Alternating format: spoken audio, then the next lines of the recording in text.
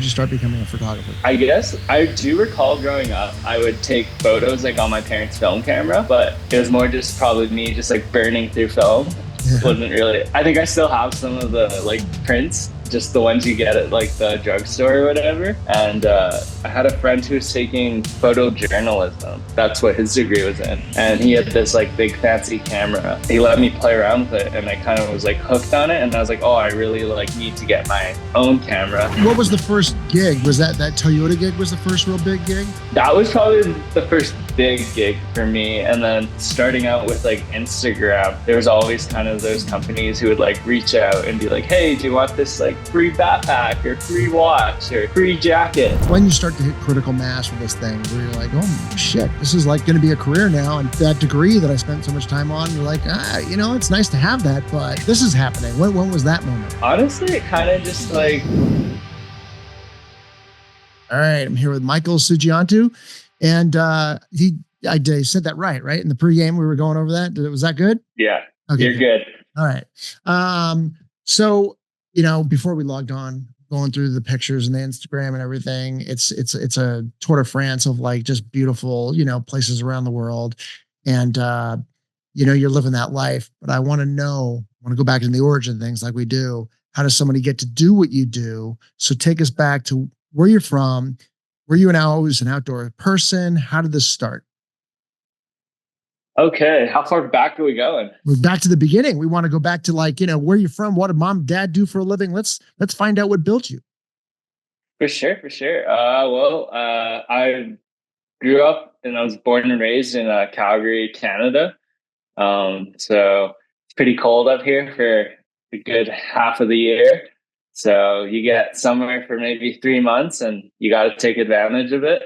And yeah, honestly, in terms of like the outdoors, didn't really get into it until later in life. Growing up, played a lot of sports and did track and field, basketball, football, volleyball. Kind of just did all the sports growing up and never really got to spend a lot of time outdoors. Never went camping with my family. Both my parents still to this day don't camp or really go to the outdoors, even though we live very close to the mountains. So it was a little bit different of an upbringing for sure into like what I'm doing now, but kind of just fell into it honestly pretty late. It was in I would say my later years of high school into like first couple years of university.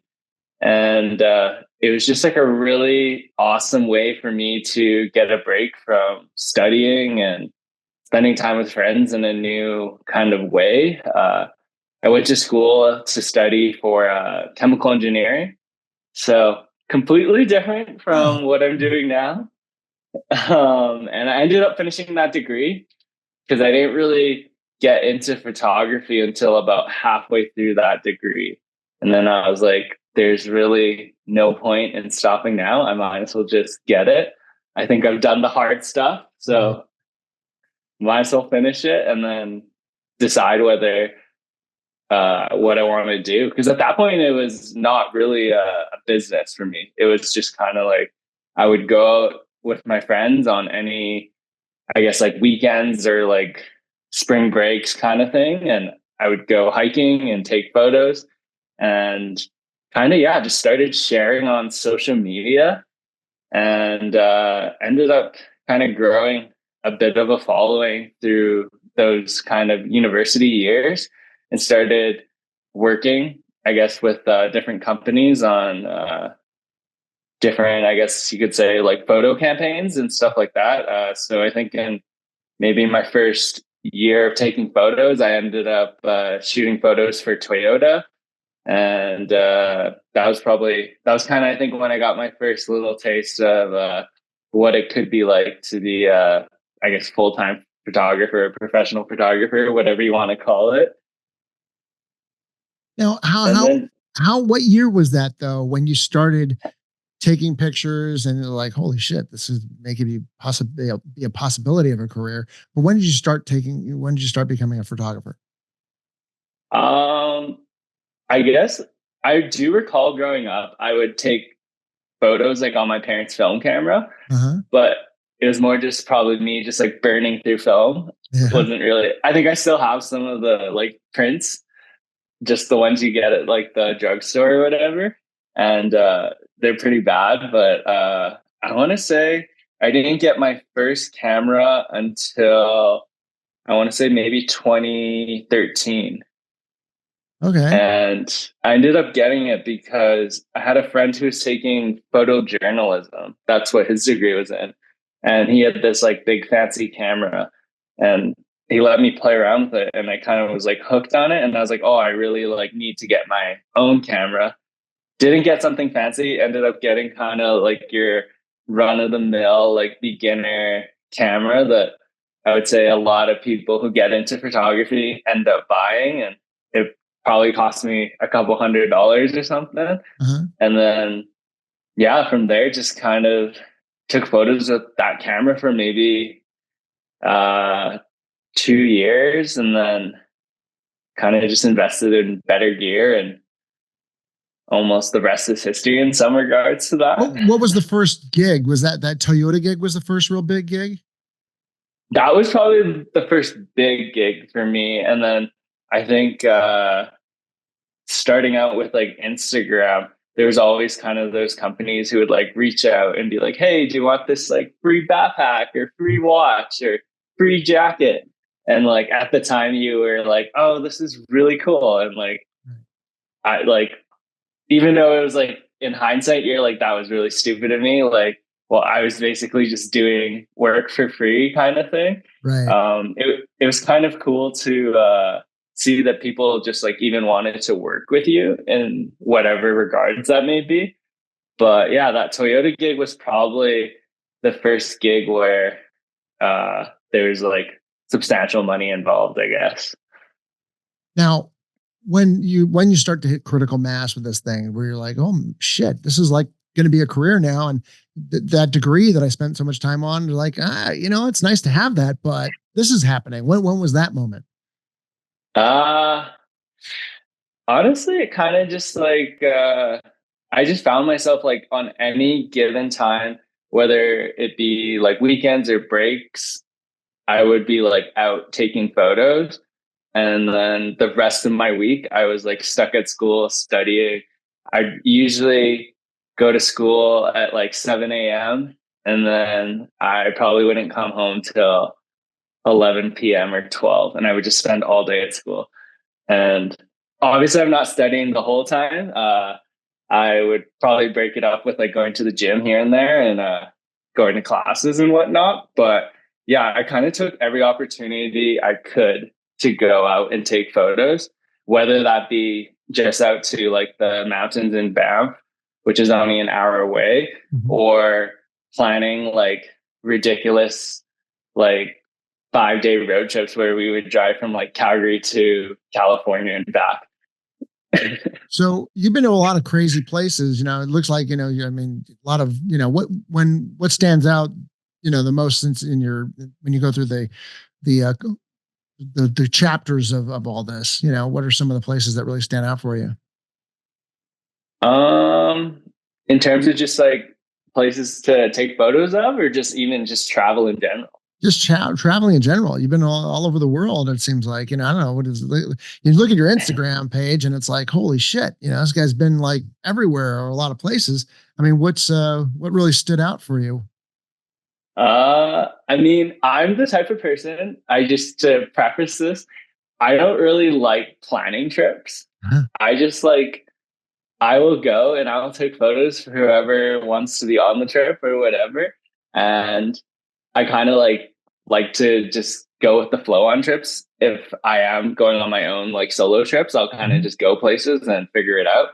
But yeah, I've had the opportunity through friends to go to a lot of interesting places.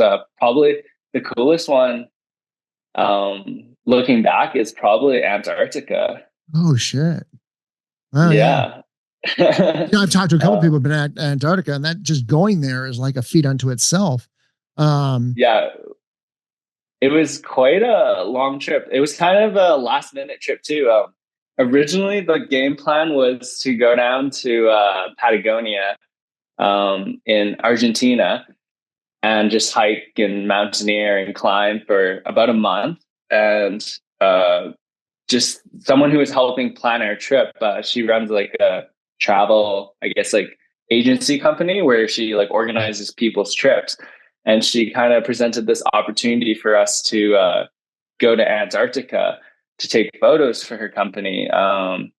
Because she wanted to start offering these trips, but just never had any like assets, whether that be photos or videos, to show her potential clients. So she kind of set that trip up for us, and it was, I think, like when I was like thinking about it, when my friend asked me, I was like, oh, sure, I guess that's fine. Like we can cut our Patagonia trip basically down to 10 days instead of like a month to go to Antarctica. But thinking about it in hindsight, uh, it's like it was probably one of the coolest places I've been to, even though I would say we had like some of the worst weather.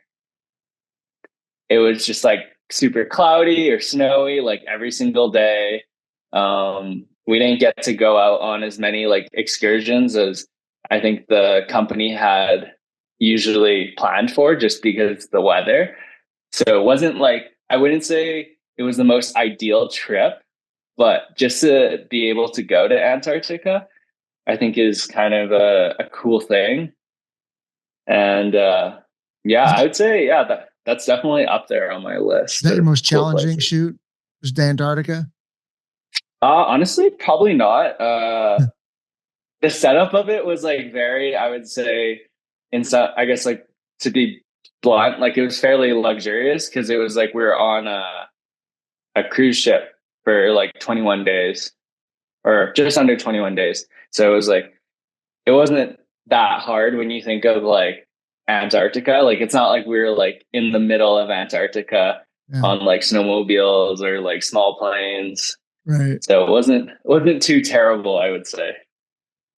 And then what would you say is your most challenging shoot? Ooh, most challenging.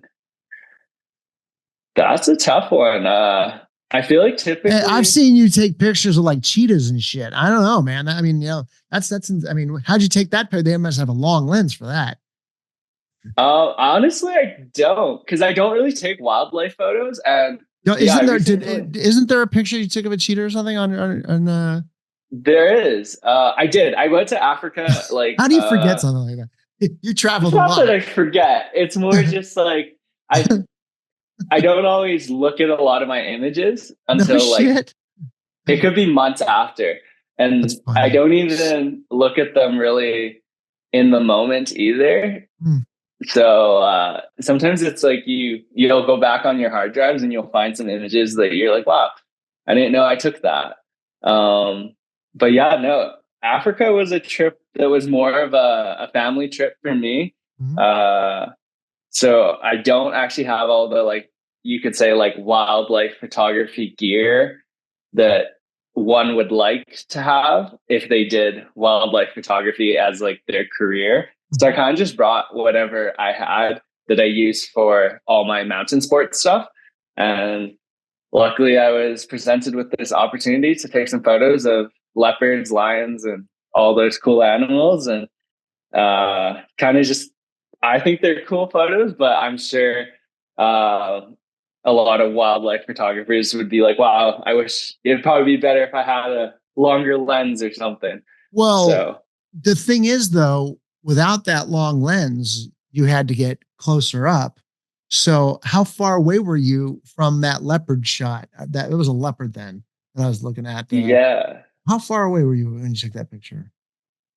pretty close to be honest. But I took that photo from like inside of I guess you could say like a Land Cruiser like safari vehicle. Hmm. And I guess from my knowledge, the guides are saying that prior to them building these, I guess, like camps and roads for people to do like self-toured safaris or private safaris, Hmm. they kind of had already driven vehicles through the area.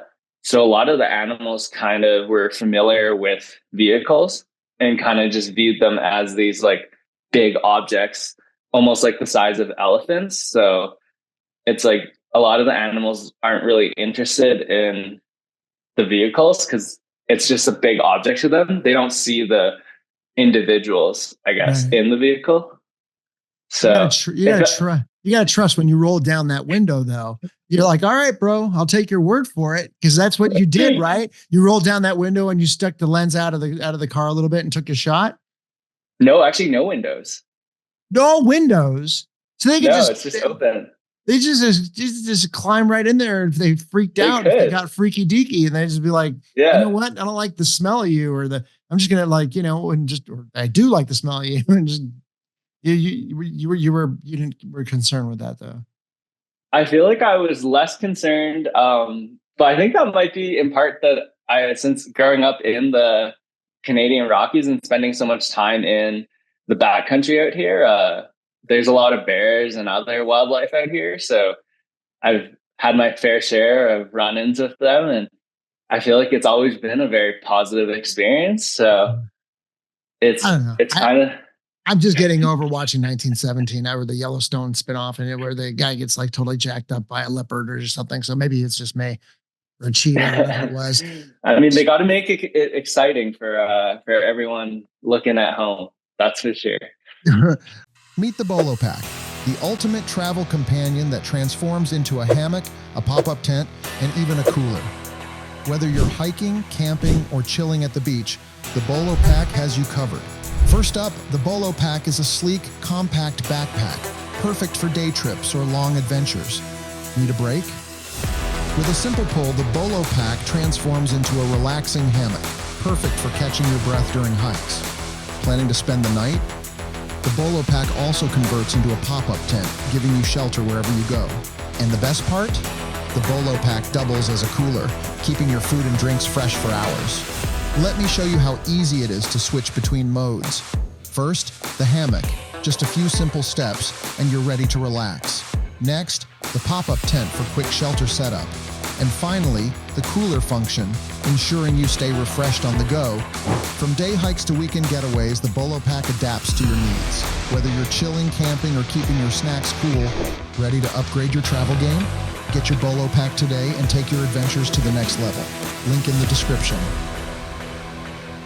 So, as far as what's one of your favorite shots that you've taken?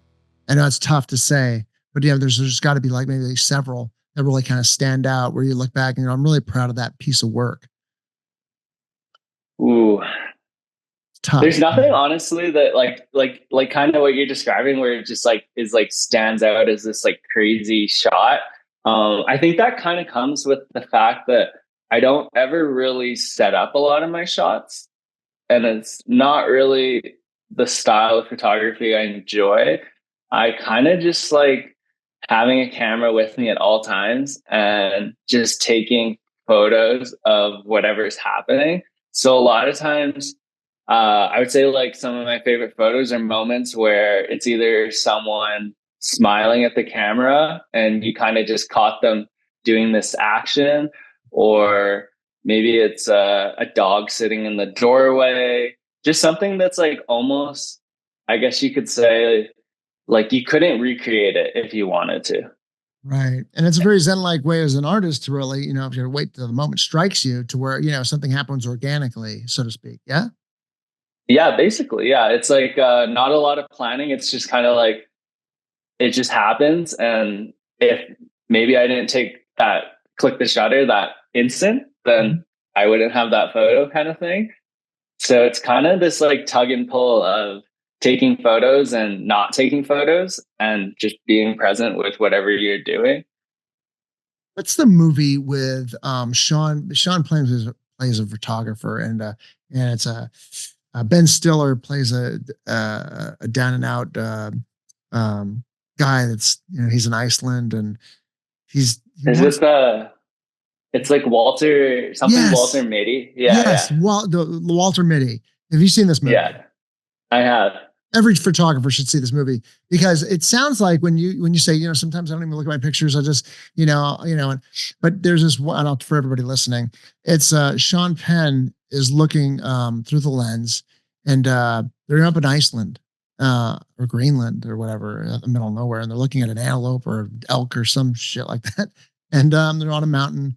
The lighting of the scene's great. It's like their eyes are popping with the green eyes, and Sean Penn's like stoically just looking out, and he's looking in the camera and he's looking, beyond the lens. And I guess that guy, Walter Mitty's like, you going to take the shot? And he's like, no, this one's just for me. Sometimes I just like to stare at what I was going to stare at. And I'm not concerned about taking the picture, and there's this moment where it sinks in.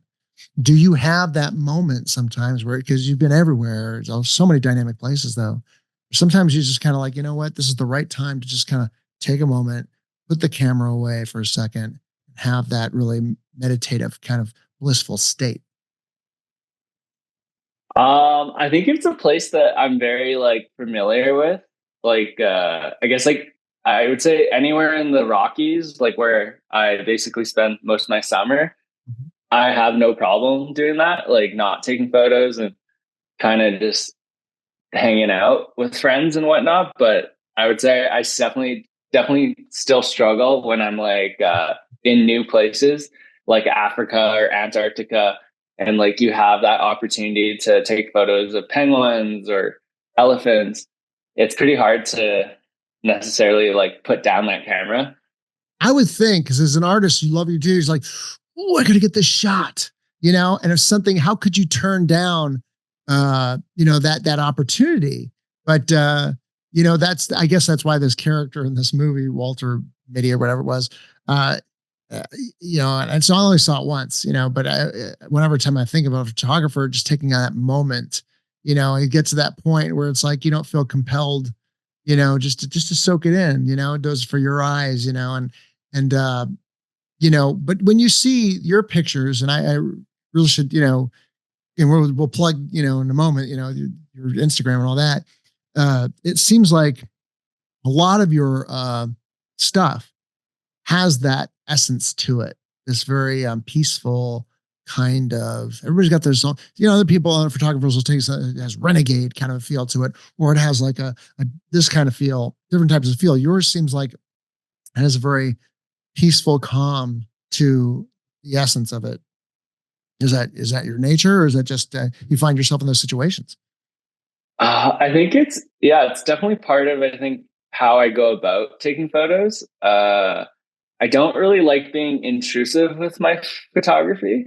Mm. And kind of the thought process behind that is like, I don't ever really want to, like, whether if I'm say hiking with friends, I don't want to be like, hey, can we stop and you guys go walk along this ridge and I'll stay back and then take that photo. For me, I don't want to, I guess, like be intrusive to everyone's experience of a hike or just being outdoors. And so a lot of times I will just take photos as we're doing things, regardless whether it be climbing or running or just hanging out by the fire or something like that. A Yeah. lot of times I'll just have my camera beside me and then I'll just take a couple photos here and there. But it's pretty rare that I will ask people to do specific things. And I think that also just comes with capturing those photos, like I kind of said, where you're kind of getting those very like organic moments. And I think it's pretty hard unless you're, say, maybe working with like professional models to like just ask your friend to give you, say, like a natural smile. Right, right, right. Where's your next place you're going to? Next place. Actually, in about 10 days, I'm going to be heading down to Utah to go climbing with some friends. So it's not a work trip as of right now, but kind of just a cool getaway to get away from the cold up here and go explore some new places. So yeah, I'm hoping to go climbing for about a week, and then from there, I'm driving down, so I have a little bit more Hmm. flexibility. It's a So I heck of a might head drive. out. It Going from is, Calgary but to down to Utah. Yeah. I think it's about 16 or 17 hours. Yeah. So Yeah.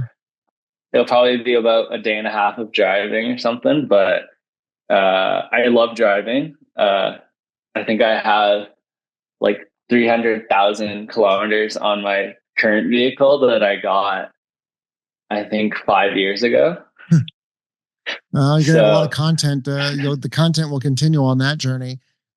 What's your long term? Do you plan out ahead? What's your long term 30,000 foot, view of where you want to go, what you want to do,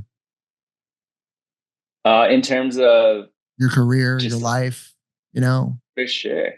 Honestly, I'm definitely someone who kind of goes with the punches, but given that, I think over my career so far, I've kind of seen the progression of when I first started, say, sharing on Instagram.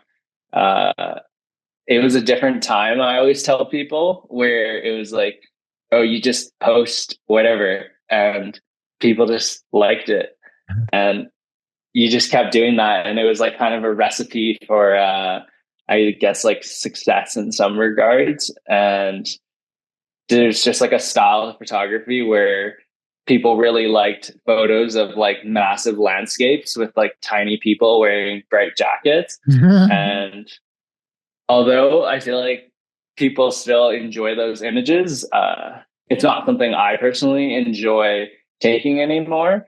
And I think over the past couple years, I've really tried to focus more on taking photos that had more meaning in some regards, could be more relatable, and have kind of shifted away from, I guess you could say, necessarily like social media focused photos, where it's just like you're kind of going for that like wow factor, to kind of just taking photos that are more everyday, and from there kind of just being able to, I guess, like take photos for more companies, I guess a broader audience of companies in a space that's not necessarily Instagram or social media with that regards.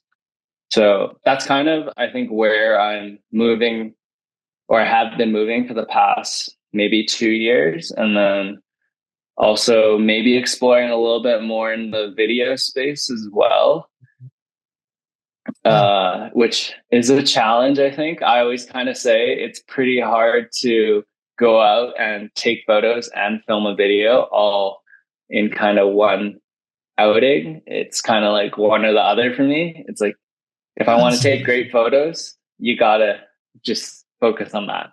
That's interesting because to me, as long as you know your lenses and your lighting and your filters and all that, that video is just it's just 32 frames per second, isn't it? Or 25 if you're doing it, depending on what your frame rate is. But For sure. I mean, it's just annoying. You got the hard part down already. Oh, I wish it was like that. I always find with video, there's usually a little bit more instruction behind it. Yeah. And then kind of going back to like my description of my photography style, it'd be hard. I feel like I'd be capturing a lot of clips of nothing, essentially. Let's see. If I just never, ever, yeah, in some regards, I guess. But like, I think the clips would be very just like, it'd just be a whole lot of like nothingness, where if you say took a photo of that and it's just like one like small instance of that frame, right, it's a lot more powerful than say like a 5-second clip of your friends walking on a path. I get that. Well, I love your work. I think it's outstanding. I mean, the lighting, the angles, and you have some video in there too. You do have some content to music. It's gorgeous. Tell everybody how they could find out more about you. You can find me either on my website, and it's my name. I'm sure it'll be probably easier to just find it, I guess, in a written form than for me to say it, since my last name's so hard for some people to. Yeah, tell everybody, and then we'll spell it out for them. For sure. It's just www.michaelsugianto.com. That's my website. And then you can find me on Instagram at Mike Sugianto. And then Yeah, those are my two main platforms. If you want to find more, I guess, less curated stuff, you can check out the Threads account, where I've been posting mainly film photos so far, and kind of just not trying my best not to share photos that are already living on Instagram. Even though maybe that doesn't sound like a great business move, it's a fun avenue to just kind of give people a different look at what I'm doing. Well, Mike, it's gorgeous, and I appreciate you sharing. And everybody should really check it out if they like, outdoor, seeing great pictures of outdoors. Go check out Mike's Instagram for sure. Thank you for sharing. Awesome. Thanks for having me. Thanks for joining us. Gear up for your next adventure and head over to bolotor.com to check out the amazing Bolo Pack and their other innovative outdoor gear. Catch you next time.